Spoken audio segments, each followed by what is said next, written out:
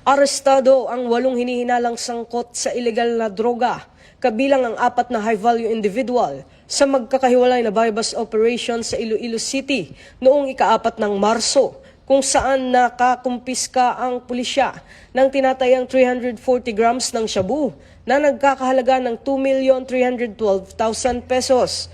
Ayon kay Police Brigadier General Josefino Ligan, Regional Director ng Police Regional Office 6, patunay ang mga operasyon ng patuloy na kampanya ng pulisya laban sa iligal na droga sa Western Visayas. Unang ikinasa ang operasyon bandang 1:15 ng hapon sa Barangay Bakhaw sa Mandurriao District, kung saan 6 na sospek ang naaresto, kabilang ang 2 high-value individual. Nakumpiska sa kanila ang humigit kumulang 140 grams ng shabu na nagkakahalaga ng 952,000 pesos, buy-bust money at iba pang drug paraphernalia. Samantala, 2 pang high-value individual ang naaresto sa ikinasang buy-bust operation bandang 9:45 ng gabi sa Barangay Kalumpang sa Molo District. Na-recover sa mga sospek ang tinatayang 200 grams ng shabu na may halagang 1,360,000 pesos.